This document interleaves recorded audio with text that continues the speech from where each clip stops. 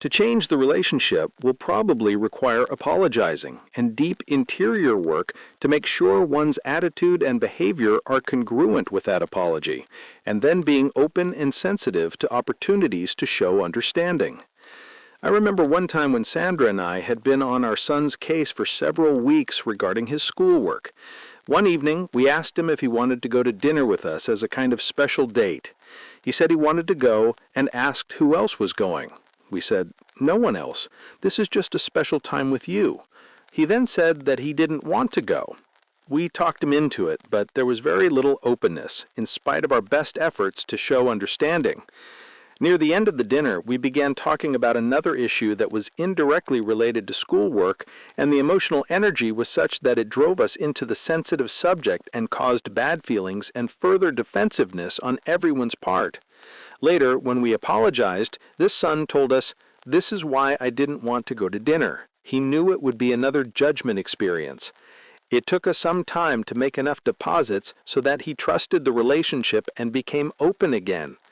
One of the greatest things we've learned in this area is that meal times should always be happy, pleasant occasions for eating, sharing pleasant talk and learning, sometimes even serious discussions about various intellectual or spiritual topics, but never a place for disciplining, correcting, or judging. When people are extremely busy, they may be with their family only at meal times, and they therefore try to take care of all important family matters then.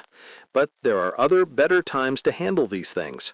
When meal times are pleasant and devoid of judgment or instruction, people look forward to them and to being together. It is well worth the careful planning and considerable discipline it takes to preserve the happiness and pleasantness of meal times and to make dinner a time when family members enjoy one another and feel relaxed and emotionally safe. When relationships are good and both parties are genuinely understanding, people can often rapidly communicate with unusual candor. Sometimes just a few nods or an aha is sufficient. In these situations, people can cover great territory rapidly with each other. An outsider, watching this without understanding the quality of the relationship and the larger context, might observe that there was no reflective listening or understanding or empathy taking place at all, when in fact it was deeply empathic and very efficient. Sandra and I were able to achieve this level of communication in our own marriage on that sabbatical in Hawaii. Through the years, we have fallen back into old ways from time to time, but we find that by working at it, we are able to regain it fairly rapidly. So much depends on the amount of emotion being generated, the nature of the subject, the time of the day, the level of our personal fatigue, and the nature of our mental focus.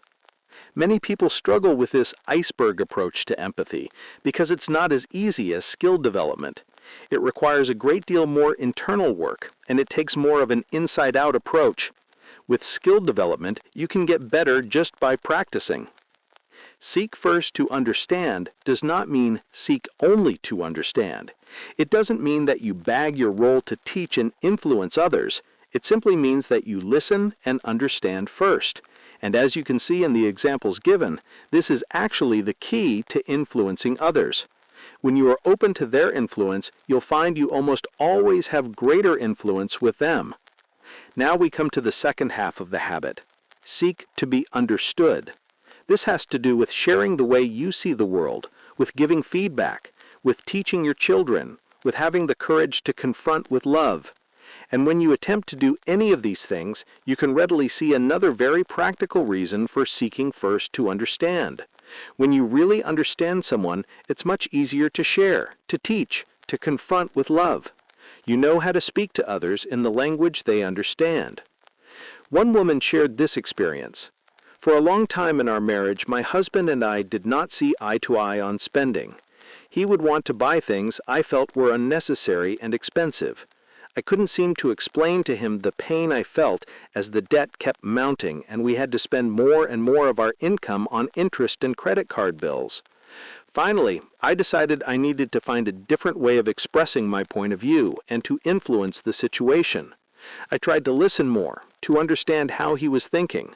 I came to realize that he was more of a big picture thinker, but sometimes he just didn't see the connection between his spending decisions and the consequences they brought. So when he would say, it would really be nice to have, instead of arguing with him, I began to say, it really would. Let's see what would happen if we bought that. Let's look at the big picture. And I would take out the budget and say, now if we spend this here, we won't have money to do that. I found that when he saw the consequences of spending decisions, he often came to the conclusion himself that we were better off not buying the item. In doing this, I also discovered that with some of the purchases he wanted to make, the benefits actually outweighed the drawbacks. He wanted to buy a computer, for example. I was not in favor of this at first, but when I calculated the difference it would make in our earning capacity, I could see that my response came out of the baggage of the past instead of the logic of the present. I also found that having a financial mission statement helped keep us both on track. When we had a shared purpose in front of us, it became much easier for us to work together to accomplish it. Notice how understanding helped this couple work together to make better decisions. But notice, too, how understanding the way her husband thought made it possible for this woman to seek to be understood much more effectively.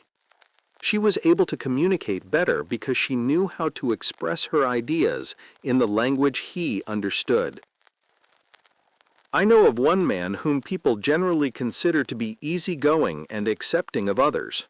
One day his wife said, "Our married children have told me that they feel you are too controlling in your relationship with them.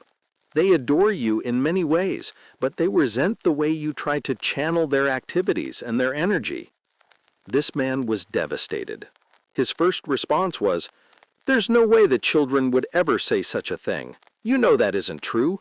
I never interfere in any way with their desires. Such talk is ridiculous, and you know it as well as I do."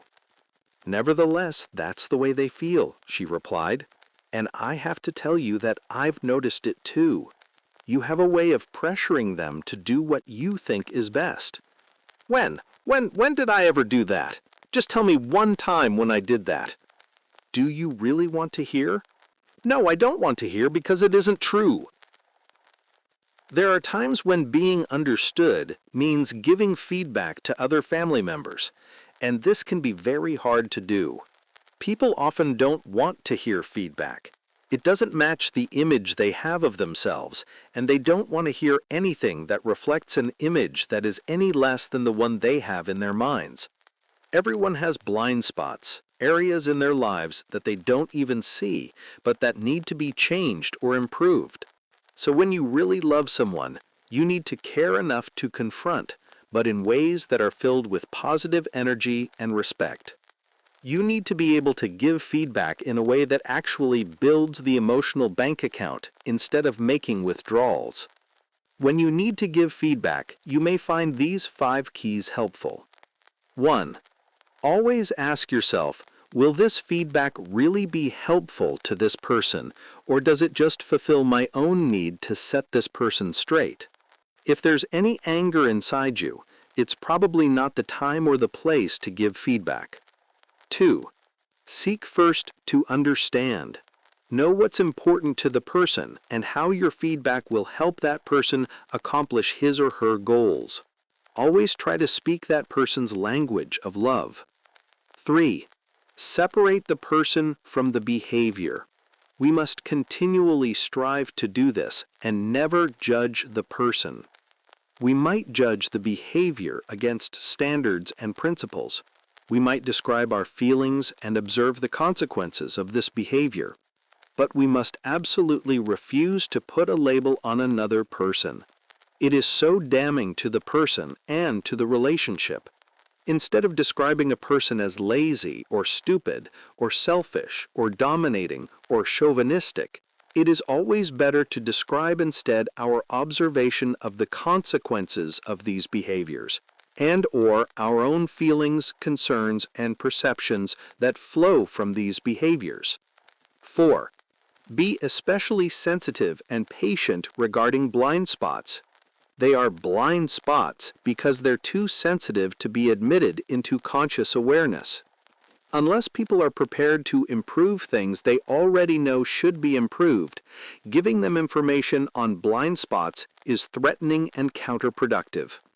Also, Don't give feedback on something they can't realistically do anything about. 5. Use I messages.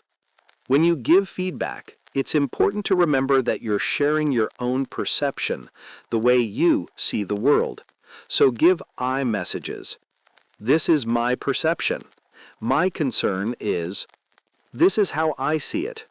This is the way I feel. This is what I observed. The moment you start sending you messages, you are so self-centered, you are causing so much trouble, you're playing God. You're making yourself the ultimate judge of that person. It's as if that's the way the person is, and this becomes a huge withdrawal. What offends people the most, particularly when their heart is right, but their behavior is wrong, is the idea that they're fixed, labeled, categorized, judged, that they can't change. I messages are more horizontal, between human equals. You messages are more vertical, indicating that one is better or of greater worth than another. I remember one time when Sandra and I were concerned about what we felt was a selfish pattern developing in one of our sons. It had been going on for a relatively long period of time, and it was becoming offensive to everyone in the family. We could easily have given quick feedback, just fed it to him really fast and hoped the pattern would change. We've done that sometimes. But in this case, I said to myself, I've really got to pay the price on this one. This is a deeply embedded tendency, but this is not his nature. This is not like him. He has so much graciousness and selflessness and goodness. He needs to know how we feel about his actions. At the time, we were on a family vacation at a lake. I asked him if he wanted to go for a ride around the lake on our trail cycle. We went for a long, long ride. We took our time. We stopped for drinks at a fresh stream. We were gone probably 2.5 to 3 hours and had a great time. The depth of our interaction, the laughter, the fun, really enhanced our relationship. Toward the end of our time together, I finally said to him, "Son, one of the reasons I wanted to have this private time with you is that your mother and I have a concern. Would you mind if I shared it with you?" He said, "Not at all, Dad." So I shared with him what we were feeling. He wasn't offended because I was describing us, not him. This is what's concerning us. This is what we feel. This is our perception. I wasn't saying, "You are so selfish. You are offending the entire family." As well as sharing our concerns, I also shared our perception of his true nature. And the immediate response was so positive. He said, "Oh yeah, Dad, I can see that. I guess I've really been into myself, and that's not right." And he acknowledged this to his mother and to other family members, and he began a process of what you might call going the second mile. Carl Rogers, one of the truly great and insightful researchers and writers on the subject of communication, created a congruency model that teaches the importance of both self-awareness and courage to express that awareness in communicating with others. He talked that when people are not aware of what they are feeling inside, they are incongruent within. They then have a tendency to intellectualize, compartmentalize, or unknowingly project their own motives on another. This internal incongruency is sensed by others and contributes to an inauthentic communication that is superficial and boring, like small talk at parties. But he also taught that when people are internally congruent, that is, they're aware of what they're feeling, but they deny it and try to act or express themselves otherwise, this external incongruency is usually called insincerity, posturing, or even hypocrisy. Both forms of incongruency undermine the ability to listen fully to another, and that's why a great deal of interior work must be done, both to grow in self-awareness and to have the courage to authentically express what you are feeling and thinking inside through authentic I messages rather than judgment messages. We simply must care enough to confront other people. Often the key to developing strong and deep relationships with people is to level with them, to speak the truth in love, to not give in to them, but to not give up on them either. This takes time and patience, but it also takes tremendous courage and the skill of knowing when and how to give I messages with respect and tact, sometimes even with forcefulness and sharpness.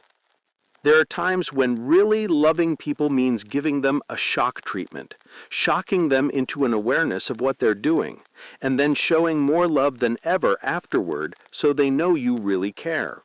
As I think about students I've taught over the years, the ones with whom I've had the deepest continuing relationships and who have expressed the deepest appreciation to me are usually those with whom I really leveled at an appropriate time and place.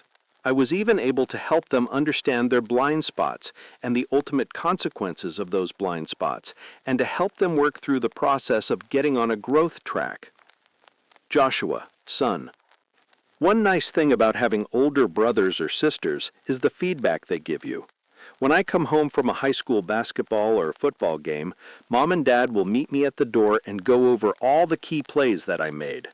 Mom will rave about the talent I have, and Dad will say it was my leadership skills that directed the team to victory. When Jenny comes in the kitchen to join us, I'll ask her how I did. She'll tell me how ordinary I played, and I'd better get my act together if I want to keep my starting position, and she hopes I'll play better the next game and not embarrass her. Now that's feedback. Whenever you give feedback, always remember that the relationship, the level of trust in the emotional bank account, determines the level of communication you will have. Remember, too, that I messages build that account. They are affirming, especially when you couch constructive feedback in the best I message of all. I love you. I believe you are a person of infinite worth. I know this behavior is just a tiny part of all that you are, and all that you are, I love. Without question, those three magic words, I love you, are the most sought-after message of all. I remember arriving home one evening after a full day of travel that included covering hundreds of miles on an airplane, navigating through crowded airports, and driving home through the traffic. I was literally exhausted. When I went into the house, I was met by my son who had spent almost all day cleaning up a workroom. The project had involved tremendous effort, carrying things, cleaning out things, throwing away the junk. He was only a little boy, but old enough to have judgment on which things to keep and which to throw out based on the guidelines I had given him. As soon as I came into the room to look at it, my first observation was negative. Why didn't you do this? Why didn't you do that? I even forget now what it was he didn't do. But what I do remember, and will never forget, was watching the light go out of his eyes. He had been so excited, so thrilled with what he had done, and so anxious for my favorable approval. He had lived on the energy of that positive expectation for hours as he did this work, and now my first observation was negative. When I saw the light go out of his eyes, I knew immediately that I had made a mistake. I tried to apologize, I tried to explain, I tried to focus on the good things he had done and to express my love and appreciation for it all, but the light never came back that entire evening. It wasn't until several days later, in talking more fully about the experience and processing it, that his feelings came out. This taught me forcibly that when people have done their best, whether it meets your standards or not is irrelevant. That is the time to give them appreciation and praise. When someone has completed a major task or project, or has accomplished something that required supreme effort, always express admiration, appreciation, and praise. Never give negative feedback, even though it may be deserved and even though you do it in a constructive way and with good motives in order to help the person do better.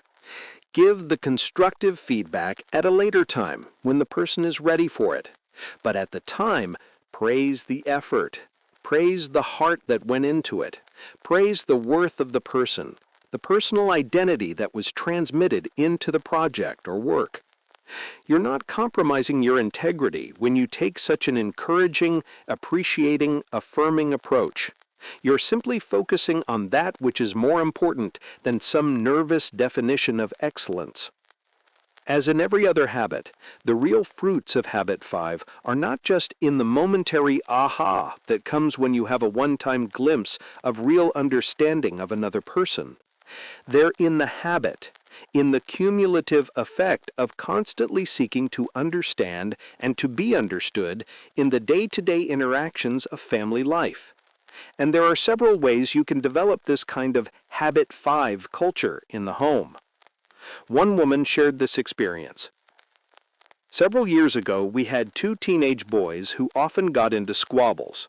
When we learned about Habit 5, we decided that this might be the key to greater peace in our home. During one of our weekly family times, we introduced the idea to the boys. We taught them the process of empathic listening. We role-played situations where two people disagreed, and we showed them how one person could let go of judgment or trying to make a point and simply seek to understand. Then, when that person felt totally understood, the other person could do the same. We told the boys that if they got into any squabble during the week, we were going to put them in a room together, and they couldn't come out until they were both convinced that they were understood. When the first squabble came up, I put them in a room where they could be alone. I sat them down on two chairs and said, "Okay, Andrew, you tell David exactly how you feel." He started to talk, but before he could get out two sentences, David interrupted by saying, "Hey, that's not how it happened." I said, "Wait a minute, it's not your turn yet. Your job is simply to understand what Andrew is saying and be able to explain his position to his satisfaction." David rolled his eyes. We tried again. About 5 sentences later, David jumped out of his chair. "That's not right," he yelled. "You were the one who—" "David," I said, "sit down. Your turn will come, but not before you can explain to me what Andrew is saying, and he is satisfied that you really understand. You might as well sit down and try to listen. You don't have to agree with Andrew. You just have to explain his view of this to his satisfaction. You can't tell your side of this issue until you can completely explain his." David sat down. For a few more minutes, he made noises of disgust at some of the things Andrew said. But when he realized that he really wasn't going anywhere until he could do this, he settled down and tried to understand.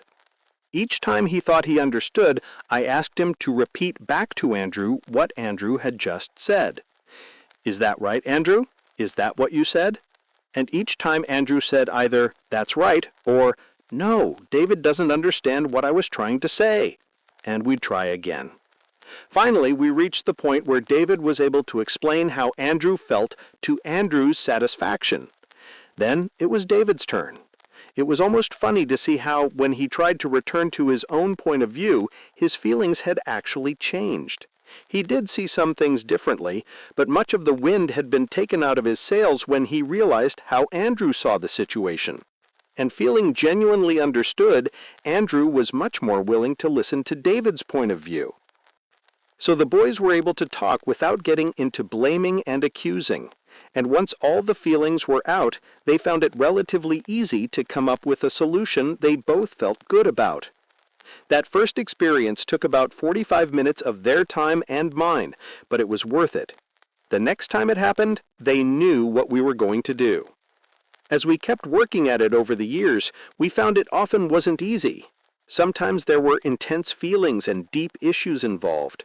There were even times when they would start to get into an argument and suddenly stop, realizing they'd rather be free to be with their friends than spend half an hour in a room together working things out. But the more they did it, the better they got. One of my best moments as a parent came several years after they had both left home. One had been in another state and one in another country, and they hadn't seen each other in several years. They came to our home to go through some things that had been left to them by their great-grandfather. Their camaraderie was wonderful. They laughed and joked together and enjoyed each other immensely. And when the time came to decide who got what, they were extremely solicitous of each other. "You could use this, you take it. I know you would like to have this, you take it."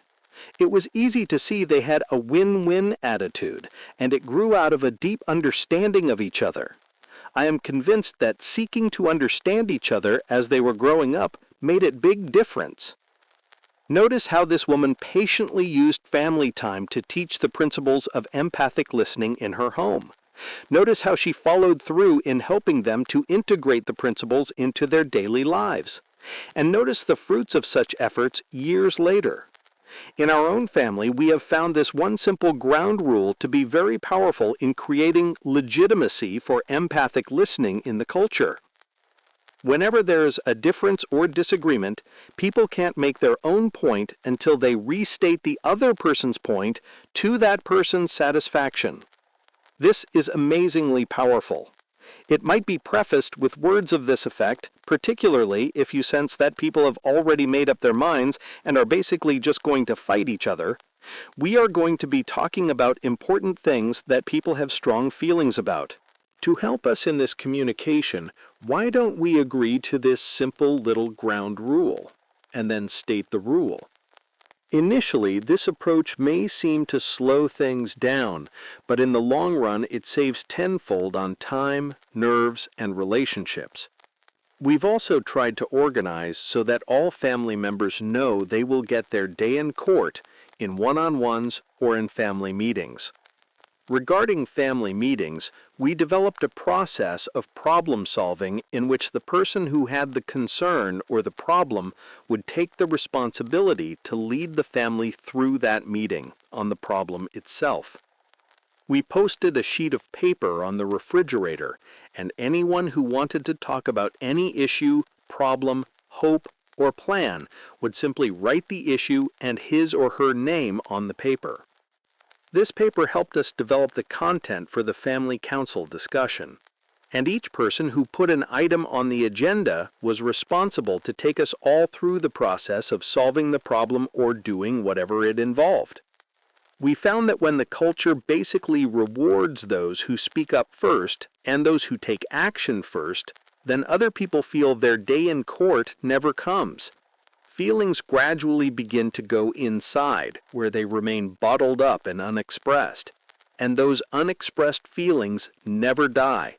They are buried alive and come forth later in uglier ways, in overreactive comments, in anger, in violent verbal or physical expressions, in psychosomatic illnesses, in giving people the silent treatment, in extreme statements or judgments, or in simply acting out in other dysfunctional and hurtful ways. But when people know they will have their day in court, that is, they will have an opportunity to be fully heard and to process others' reactions to what they say, they can relax. They don't have to become impatient and overreactive because they know that their time to be heard and understood will come. This dissipates negative energy and helps people develop internal patience and self-control. This is one of the great strengths of Habit 5, and if you can cultivate a family culture where Habit 5 is central to the whole way of dealing with things, then everyone will feel that his or her day in court will come. And this eliminates many of the foolish, impulsive reactions people get into when they feel they will not be heard. We have to admit, though, that even with all our effort to ensure that everyone in the family is heard, some have had to be really proactive to make it happen. Jenny, daughter. Growing up in a family of 9 kids sometimes made it difficult for me to get the attention I wanted. There was always so much going on at our home, and everyone was constantly talking or doing something. So, in order for me to get attention, I would motion to Dad or Mom to come over, and I would whisper whatever I had to say. I made sure that I whispered soft enough that they would have to give me their full attention and make everyone else be quiet. It worked. Making sure you are heard and understood is what the second half of Habit 5 is all about. Another way you can practice Habit 5 in the home is to seek to understand the way your children see the world by becoming aware of their ages and stages. Growth is based on universal principles. A child learns to turn over, to sit, to crawl, then to walk and run. Each step is important. No step can be skipped. Of necessity, some things must come ahead of other things. As surely as this is true in the area of physical things, it is also true in the areas of emotional and human relations. But while things in the physical area are seen and evidence is supplied, things in the other areas are largely unseen, and evidence is not as direct or as plain. It is tremendously important, therefore, that we understand not only the physical, but the mental, emotional, and spiritual stages of development, and that we never attempt to shortcut, violate, or bypass the process. If we do not make a sincere effort to understand our children's development and to communicate with them on their level of awareness, we often find ourselves making unreasonable expectations of them and being frustrated when we can't seem to get through. I remember one afternoon I found myself criticizing our young son for throwing all his clothes in a heap on the floor of his room. I said, "Don't you realize you shouldn't do this? Don't you understand what will happen? How your clothes will get dirty and wrinkled like this?" The son didn't resist me. He didn't rebel. He agreed. I even sensed he wanted to do as I asked. But still, day in and day out, he threw his clothes on the floor. Finally, one day, I thought, maybe he simply doesn't know how to hang up his clothes. He's just a little kid. So I took half an hour to train him in hanging up his clothes.